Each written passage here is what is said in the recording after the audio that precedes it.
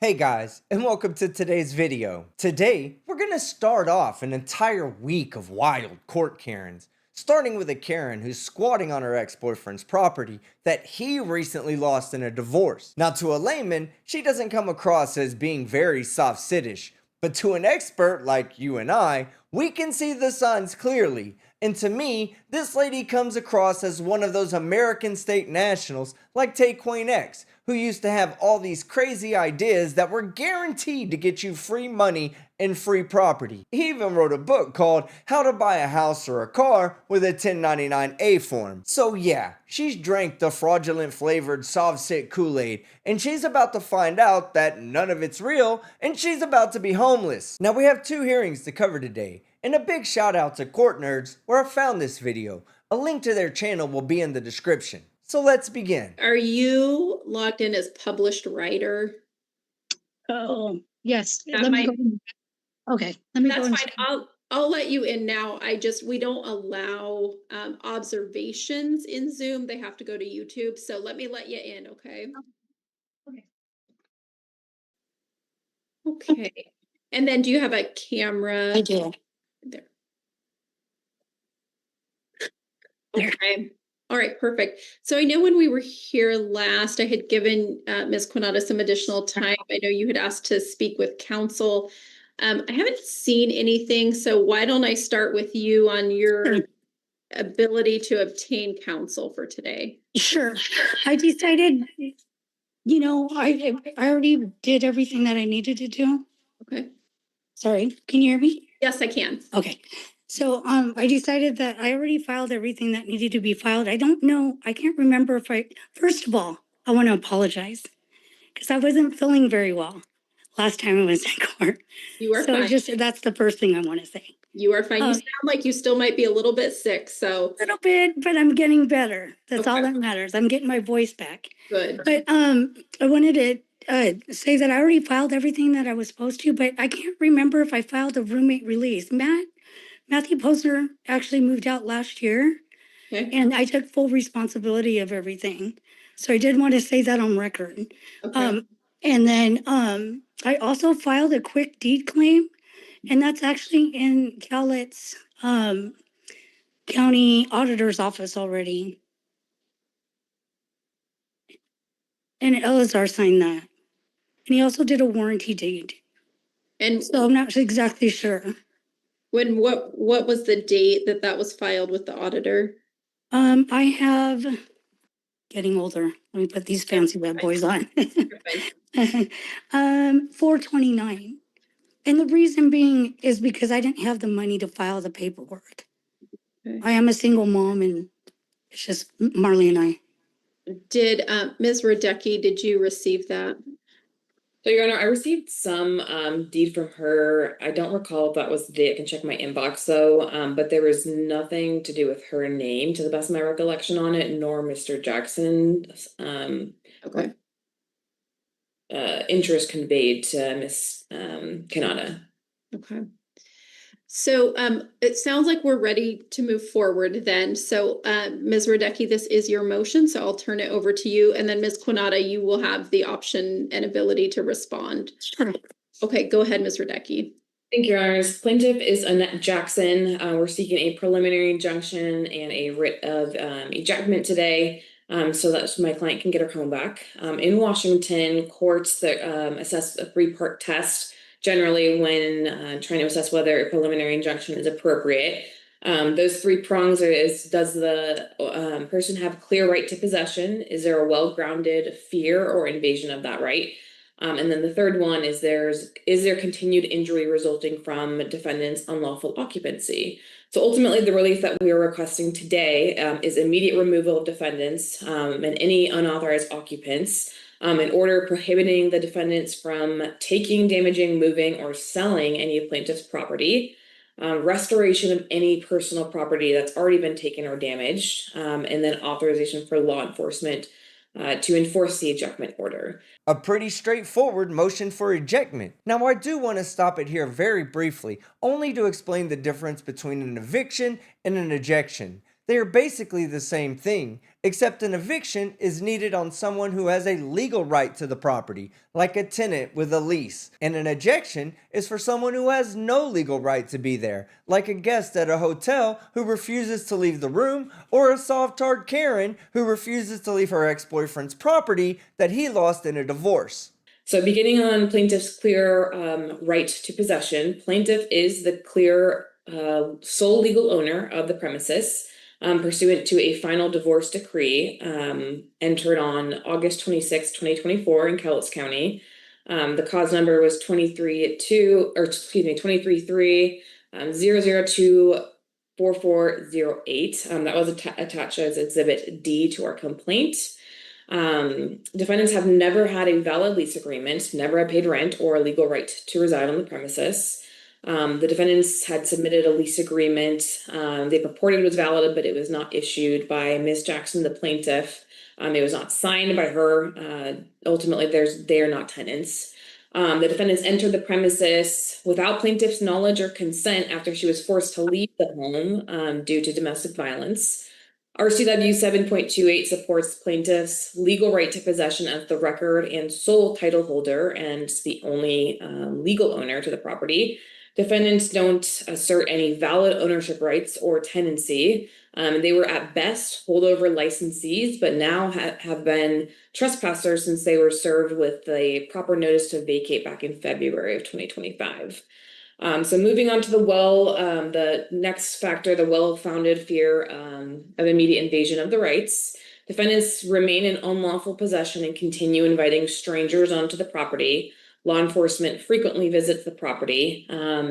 Plaintiff had visited the home in December of 2024 with law enforcement and discovered a number of concerning things, but especially highlighting missing personal property. Her dogs were locked inside the house without food or water, and there was just general disrepair and suspicious activity occurring inside the home. The continued occupation of the defendants prevents plaintiff from accessing, maintaining, or safeguarding her property, and has violated her rights as a property owner. So moving on to the third and final factor regarding the actual and substantial injury to the plaintiff. There has been ongoing economic and personal harm that the plaintiff, Ms. Jackson, has suffered from the inability to reside in her home. She's had to incur additional financial expenses to house herself elsewhere in the interim.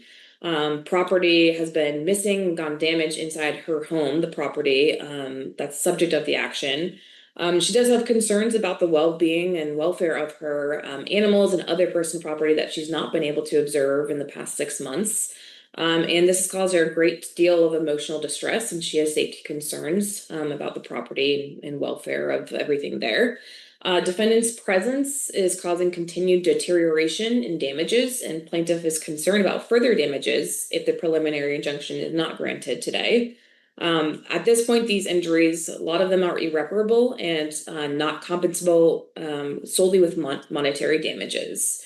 So regarding the balance of equities, just to touch on that for the courts may weigh hardship when considering a preliminary injunction, but only for innocent parties generally. The defendants were warned of their status as trespassers and received a 3-day notice to quit on or about February 8th of 2025, but failed to vacate and clearly still occupied the premises. They knowingly remain without rights to do so, and Ms. Jackson is entitled to recover her property back and eject the defendant immediately without further delay. Plaintiff's hardship, loss of access to the property, damage to personal possessions, possibly her animals, and an inability to exercise ownership rights far outweighs any minimal inconvenience to the defendants at this point. They've had well over 3 months of notice to vacate and have still failed to do so or show any indication that that's their intention. At this point, we believe that the injunctive relief is appropriate as plaintiff has clearly satisfied all 3 factors: the clear legal right to possession as the sole owner, that she does have a well-grounded fear and immediate invasion of that right. There's continued injury resulting from defendant's unlawful occupancy of the premises. And courts may act to preserve the status quo and to prevent loss or damage during litigation. So we're requesting the courts to grant this preliminary injunction, to grant the order ejecting the defendants from further damage. And I did want to touch too on the bond requirement for Court Rule 65B. So it does require a bond unless it's waived. We would just simply request that the court waive the bond. But if the court is inclined to issue one, that it would be a minimal bond of just $100, due to the two main factors of there's a lack of lawful claim or tenancy of ownership or ownership by the defendants. There's no credible risk of this being a wrongful action at this point. And also we would reiterate a request for fees and costs associated with this action. So to sum up, we are just requesting that the court grant the order for the preliminary injunction, ejecting the defendants from the property immediately and enjoining them from interfering further with plaintiff's property or damaging it, and to authorize law enforcement to remove them immediately. Like I said earlier, it's pretty straightforward. Now it's time to let a low IQ oxygen thief explain how she's attempting to commit real estate fraud in her own words. Okay, so Ms. Quinata, go ahead. I did review your response, and I did review kind of the preliminary argument that you have, or kind of the main argument, I should say, regarding adverse possession. I know that you're not doing this without an attorney, but typically adverse possession does require quite a lengthy period of open, notorious, hostile use. So if you want to start there, feel free. Sure. Go ahead. Okay. First thing I want to say with the adverse possession, I've had to fix the furnace. I've had to fix everything on the maintenance side of that. I already mentioned that Matthew's not there. It's just me and my son. And I kind of took some notes a little bit, but I've been there for almost 3 years, going on 3 years. I don't know how long she's lived there. When Eleazar left, and I'm not part of their divorce case, so whatever property she had went with Eleazar, and whatever property she had went with her. So I don't have any of her property. The other thing is, ADT will verify that they never came and served me. And so I actually put up ADT systems because there were people that were coming to the house, and it was just Marley and I. And so I do have that. And then I also have that I was reaching out to her, and I posted notices, hey, what's going on? And that's verifiable through Woodland Police Department, because they had taken some reports and had said, we seen a notice on the door, and they actually verified that there wasn't public notice on the door and on the street side, so that she could see, hey, this is what I'm doing. Where do I pay my rent? What do I do? So I started that, I think, in September, whenever their divorce was. I started reaching out to her, and all I got was, I talked to, I always forget his name, the mayor of Woodland. Anyways, I was talking with him, and I said, is there a reason why all this is going on? And he said, well, she still owns the house. I go, I know, but I'm just trying to communicate with him. So he knows about the situation too. And then I also spoke with my son's advocate through missing and exploited children. I've been talking with her about it, because Annette had installed cameras at the house, and that's why we ended up getting ADT. So I do have everything that is verifiable through Woodland Police Department, the mayor of Woodland, and through ADT, that I've never been served. I've never even received a notice saying, hey, new ownership. I've never received any of that. The only thing I received was an ejection. I was like, what is an ejection? I've never heard of it. So I had to do a little bit of research, and I understand what it is, but I'm not a squatter. I'm actually on a lease. I signed it with Eleazar. And I'm kind of glad I did, because that's how it started, was, that we were roommates, and then it went into this whole big thing, and I've been dragged into their divorce for no reason. I mean, I get and I understand, but I'm not part of that case. The case, like today, is just about the house. I'm on a lease. There was an adverse possession because I kept trying to reach out to her and put posting notices, and I didn't know how to contact her. Then after that, what else was going on? basically that's pretty much it. I mean, and then I said, and then I've got, oh, that's right. I got a foreclosure notice on the door and I was like, oh my gosh, what's going on? And so then I actually submitted the information to the mortgage company saying, hey, I'm right here. What can we do? And I filed and submitted a 1099-A with them. And then that's when I asked Elazar, he said he didn't want anything to do with that house. I said, okay, well, will you sign? I didn't know what kind of deed to sign from him because I couldn't get a hold of Annette. And so then Elazar had signed all of them pretty much because I put them together. I was like, I don't know, this is what the auditor's office is asking me for, but I did pay on the mortgage and the taxes. I did the last 2 years of taxes. I paid those off. And then I also did the mortgage. I made it, I have an agreement with the mortgage company.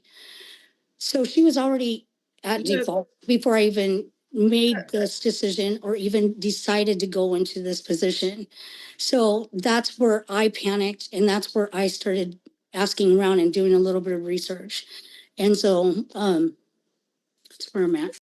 You're paying the mortgage every month?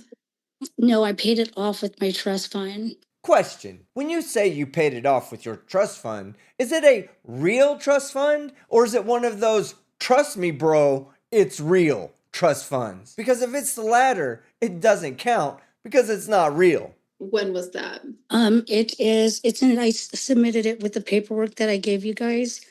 It is, hold on. Let's see.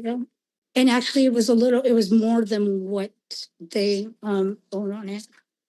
Working in this little tiny spot, so hang on. It was paid on, of course, I got a really bad copy. I'm gonna have to pull up the original document because this is really light, the one that I submitted. But if you don't mind waiting for just a moment, I can just grab my bag and pull it out. If you'd like me to grab that and tell you the date that I paid it. Yeah, that would be helpful. Okay, hang on just a moment. I dropped my box right before we started this and it was with my paperwork, but the copy that I have, the hard copy, I just can't read the copy that I made you guys. There's a 1099 that's of poor Oh, it's quality. 12/24/24. Sorry. I just got it. December of 2024. Yes. And did you pay the $20,000 amount or how much? No, did you I paid 487. Wait, 400, can't even read it. $418.79. I have $79.42. And then I also paid the taxes on it and I can grab that. pay? So tell me the mortgage amount that you paid in total. $418 and $70,000. Oh, no, $418,079. Okay. Yeah. Okay. And Ms. Radecki, your client does she agree with the fact that the mortgage was paid off? No, No, she does not. Okay. that is news to me. And I don't have proof of that in the file, Ms. Quinata. Do you have a document there that shows?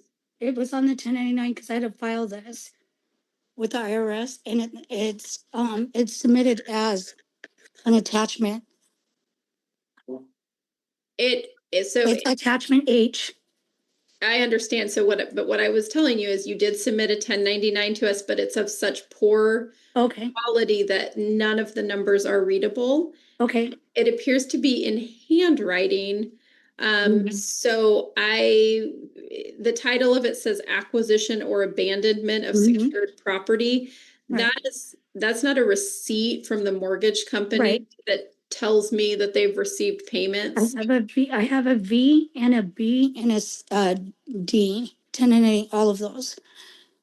Which actually I've been talking with Freedom Mortgage and somebody had submitted that some other mortgage had the deed. So I confirmed with Freedom Mortgage And they were like, no, we still own the loan and we still own the deed. Exactly. The mortgage company still owns the loan and the deed despite your 1099 attempts to fraudulently obtain their property. Now let's hear what the judge has to say. I guess what's troubling to me is that you clearly were aware that in September of 2024, in a final divorce decree, unlike what Mr. Jackson submitted to the mortgage company and clearly just a couple weeks ago to Cowlitz County, the divorce decree did not just state that Ms. Jackson was responsible for the payments. It stated that she was given the property. Yeah. And I'm not. Well, hold on. So she was given possession of the property, and he was mandated to leave the property.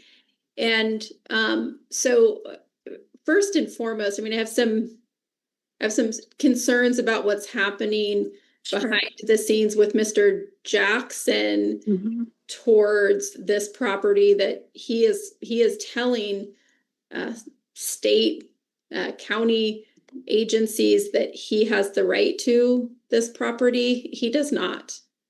And you now have received through this lawsuit proof of that. You have not been in the property long enough to obtain it by adverse possession. Even if you had met all the other factors, you're not even close, frankly, timeline wise. Right. So there's no question in my mind that a preliminary injunction is necessary in this case. The only question for me is if a mortgage in the amount of $418,000 was paid, then I would be requiring a bond of more significance. And so I guess let me hear from Ms. Radecki first, but we need to figure out if there's been $418,000 paid towards the house. Ms. Radecki, I know you've already said kind of this is news to you. What do you want me to know? So, Your Honor, it's interesting because Ms. Kanata claims to be a tenant, yet she's also simultaneously alleging that she's paying off $400,000 to a house that she very much admits is not hers. So that information and the inconsistencies between that in itself is troubling to me. And I think that her having submitted documents and pleadings to her for both of her claims to the court is also concerning. Like I said, that doesn't make logical sense. We have no proof other than her words today that she paid off this mortgage. And again, so I would just request that the court not take that into consideration, or at the very minimum, I guess, require $100 bond rather than waiving it, because again, we just have nothing further to substantiate the fact that she apparently gratuitously made a payment of over $400,000 to a house that she knows is not hers and is not going to be hers. It was officially granted to Ms. Jackson. So Ms. Quinata, I don't want you to get the mortgage company online. That wouldn't be admissible here right now anyway. So don't do that. Here's what I'm going to do. I do think, again, I'm going to grant the preliminary injunction. I'm going to set this just 1 week before I sign that order, though. Ms. Quinata, I'm going to give you a couple days to file with Ms. Radecki by Friday proof that you've paid off the mortgage on the house. You personally have paid off the mortgage on the house. I want you to file that with Ms. Radecki in the court. And if we get that, and I agree that you've paid it off, I'll set the appropriate bond, but I am going to sign a preliminary injunction. I find that all three factors are met.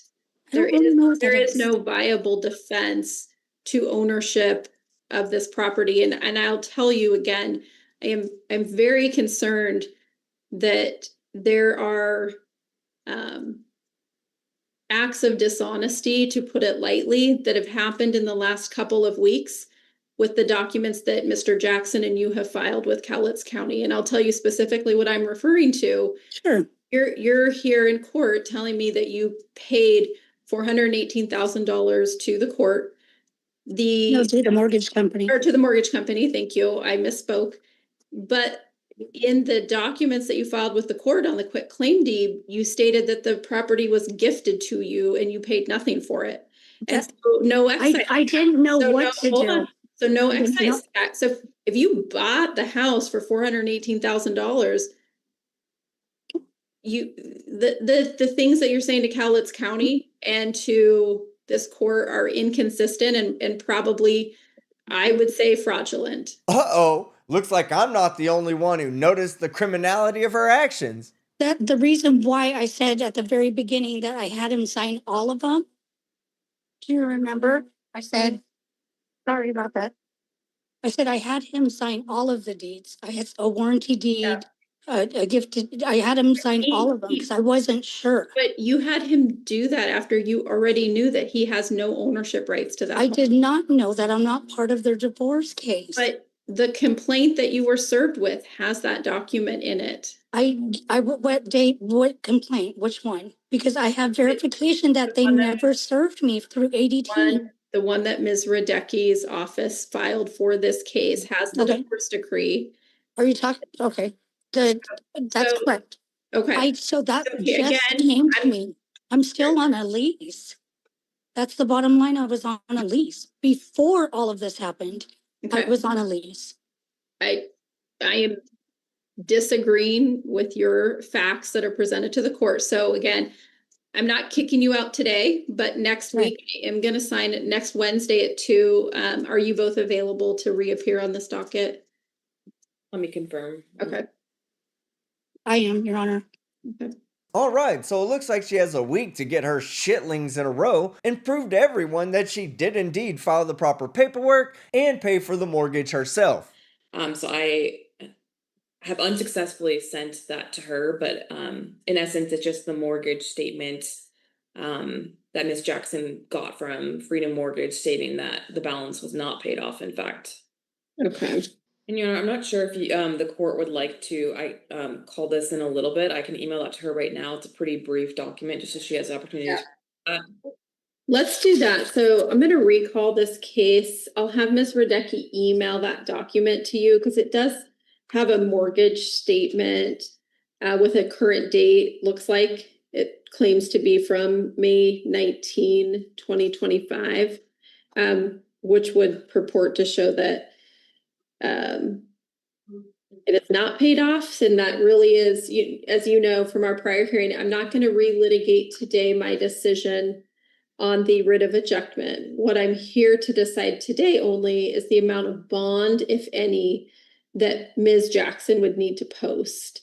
And as you will recall, in order for me to make that decision, I wanted to know if Ms. Quinata had paid significant sums of money towards that home, in which case I would be more likely to set a bond than if not. So that's what we're going to decide today, Ms. Quinata. I know some of your filings reference some other issues, but solely in front of me today is what have you paid towards the house? 99A, which I have communication with Freedom Mortgage. And so I have that email, but I wasn't able to submit it because I just got it back. And they said that they wouldn't be able to send me a receipt of received until around the 6th of June. So you've had a chance to review Ms. Jackson's declaration? I have. Okay. So I guess Ms. Radecki, I'll have you go first regarding any non-request for bond based on the facts that I asked for some more information on, and then I'll go to Ms. Quinata. Okay. So, Your Honor, we are requesting no bond in conjunction with the writ for ejectment for the preliminary injunction. Reason being, Ms. Quinata last week indicated to the court that she paid off the balance of the mortgage in excess of $400,000. She indicated that she did this action sometime in the end of April 2025. My client, Annette Jackson, who's the owner of the property located at 124. She contacted Freedom Mortgage, who is the lender for the home, after the court hearing, and got a current balance as of May 19th, 2025. We have included that in her declaration, and she represents that is an accurate depiction of the mortgage statement. The only change is that the loan number has been redacted, but otherwise it is a true copy of what Freedom Mortgage has given her. It indicates that there is an active balance of over $400,000 still. And this is information given straight from the lender, which obviously starkly contrasts what Ms. Kanata is telling the court last week and this week. So we would just request that the court take that into consideration, the fact that she has not paid off any balance. There's no proof to that. And in fact, the proof is to the contrary, the fact that there's still the full outstanding balance. There's a current amount due of $27,872.61. So we would just request that the court take that into consideration and not issue a bond for this matter, given that information. Ms. Quinata, what would you like the court to know? Well, just like Ms. Radetti said, the account number has changed. And the reason being the account number's changed is because it's mine now. I paid that off. It wasn't my fault that they lost the 1099-A to give me a receipt. So that's kind of what had happened. I had mailed it in. I mailed everything in together. They lost the 1099. After court that day, I called them and I asked them. They said they lost that portion of it, so they can't give me a receipt until they receive it. So I sent it to them. But if you notice, like just like she said, they changed the account number because it's no longer under Miss Jackson. It's under my name. Well, that's a lie. And are you really trying to make the argument that the mortgage company is disagreeing with you in court because they lost your fraudulent 1099 form and you won't be able to get a receipt until early June? Are you sure it ain't because you can't pay off a mortgage with a 1099 form and the bank isn't really just up for giving you the property for free? Regardless, the judge is about to shut her entire argument down. So the difficulty I have is under for the statement with the date of May 19th, and it says payment due June 1, 2025.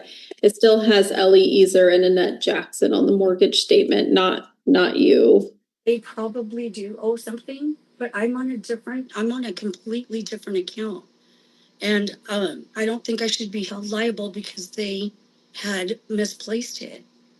They can't even give me a receipt for the payment because they misplaced that one form.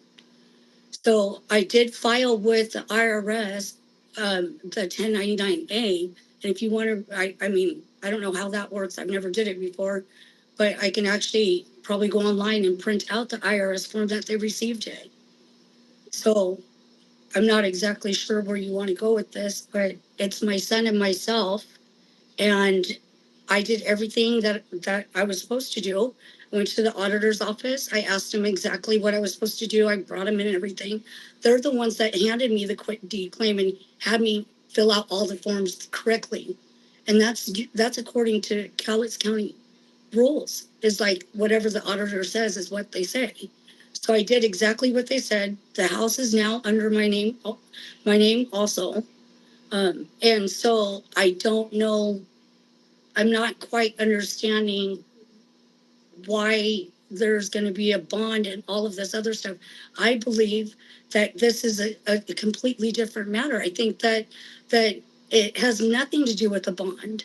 The bond is actually supposed to be, hang on, I'm trying to go back within memory, but a bond is actually supposed to not transfer the house. A bond is supposed to be to secure the house or let me pull it up real quick. I'm sorry. Sorry about that. But the bond is actually supposed to be. You pull this up here. It doesn't. It's supposed to just.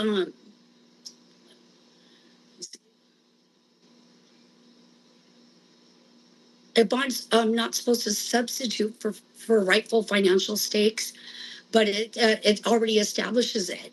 So I get that, but I've also put a lot of money in the house. I had to fix the furnace.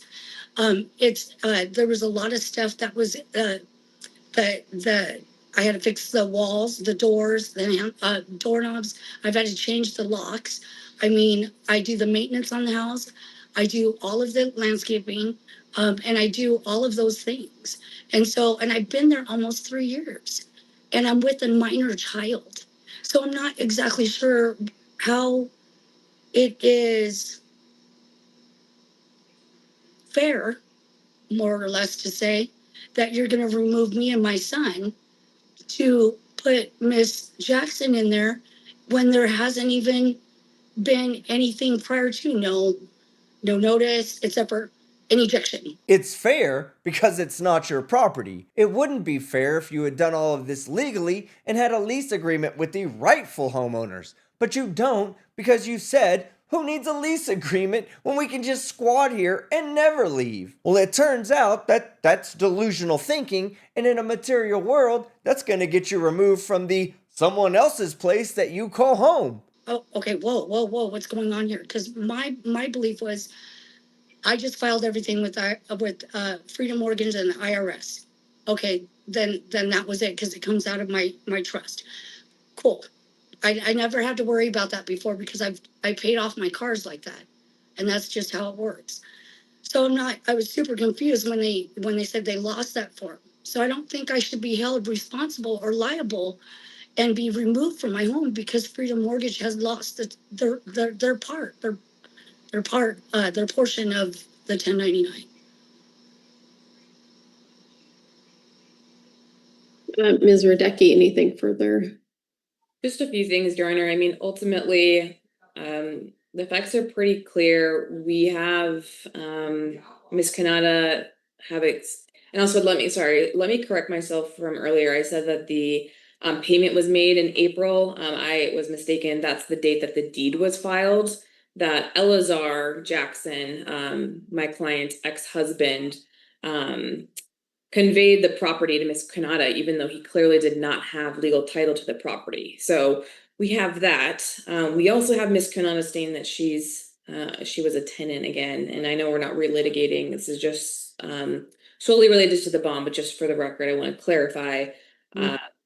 She indicates that she was a tenant, and then also simultaneously indicates that she's paid off over $400,000, but miraculously, there's no proof of this anywhere. And in fact, like I said, my client contacted Freedom Mortgage directly as she is a party to the loan currently. There's been no modification or change of the loan number. The loan number has merely just been redacted by myself to submit to the court. And so we have no proof that she's made any sort of payment whatsoever. She has words, and she has a 1099-A. She sent the email that she sent me it appeared to be an email draft. There was no email address, and ultimately we have no proof that she's made any type of monetary payment whatsoever, and the proof states otherwise. Can you forward me what she sent to you? Yes. And like I had said earlier, my email account with Outlook is really messed up. And so I am having to scroll up. And that was actually a scanned email that I printed out from the printer. So it's not even, that's all I have right now. But if you call Freedom Mortgage, the reason why there's two different account numbers is because one belongs to Miss Jackson and the other account number belongs to me. And so either way, there's no receipt. Is the government not a valid person to file a receipt with? I filed that with the IRS. So you're saying that my receipt with the 1099-A is false?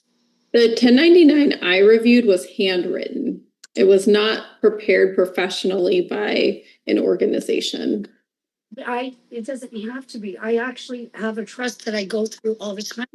I'd suggest you start using a different company to handle your imaginary trust, because the law offices of fairy dust and unicorn farts aren't doing you any favors. So the credibility of what I'm reviewing in light of my concerns I already have about what has been told to different agencies as you applied for ownership of a home that the court had already issued an order on giving ownership and possession to Ms. Jackson.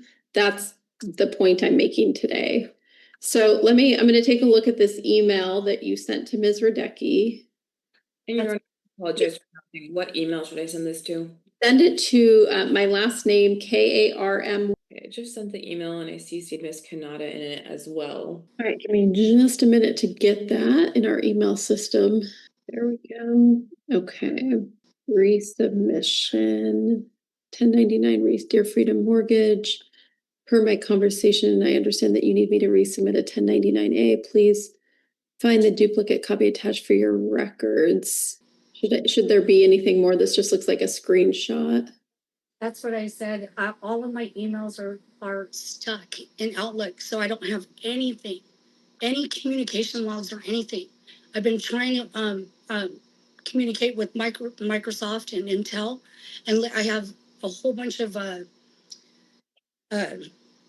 logs that say basically I'm not able to get into my email, and so it's like kind of my answer. It's like I know it sounds like when it rains it pours, but it really did.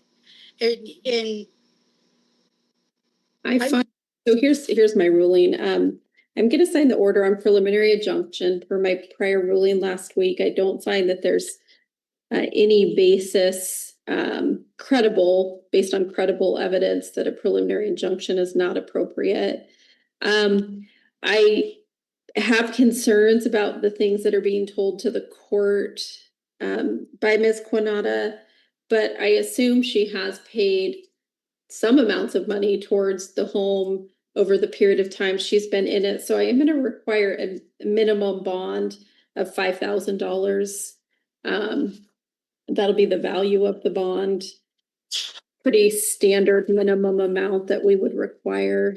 Again, I don't, if I had credible evidence that she had paid off a $400,000 mortgage, I would be requesting a much higher bond. I don't see that. What I have in front of me very specifically is a note as of May 19th, 2025, that over $400,000 is still due and owing on this home. So that is my finding. I have signed that order, and I think that concludes that case. Is there anything else the parties need from me today? Yeah, I just feel like the bond shouldn't take, because I am co-owner. And so, and it doesn't matter how you feel or anything like that, or anybody else feels. I filed it exactly the way Cowlitz County wanted me to file it. I don't know what's going on. I do know a little bit, but I don't try not to get into Elazar and Annette Jackson's information or their dispute. I'm not part of that case. And so I believe that it should not be a substitute for rightful financial stakes. I feel like this is an abuse of discretion, that you're not allowing me to at least print out the IRS form that says that it's filed with them. I understand you gave me a week. I did not know that they had lost that or portion of and it's my fault. I didn't verify. Okay, I get that. I don't think you do, because your argument that the mortgage company ate my 1099 sucks, and it isn't helping out your situation at all. Because even if it were true, it wouldn't even matter, because you can't file a 1099A with the IRS to steal someone else's rightfully owned property, Karen. I'm basing my decision on the preliminary injunction and the bond amount based on the credible evidence in front of me currently. The case for the underlying possession of the property remains. So this is a preliminary injunction. You are certainly free to do two things. One, you have review rights of my decision today. You certainly can file for that. You have appeal rights, and you certainly have a right to prove your case when this specific action goes to finality. So I'm going to go ahead and conclude the hearing today, but you have several avenues you can pursue when and if you have additional information for the court. Alright, so the judge has made the ruling in favor of the plaintiff, which means there will be a preliminary injunction preventing the squatting Karen from damaging or selling off any of the property. So if you liked the video, hit the like button. If you disliked it, hit the dislike. But don't forget to leave a comment below and subscribe with notifications on so you don't miss any of my content. I'm Team Skeptic, and I'm out.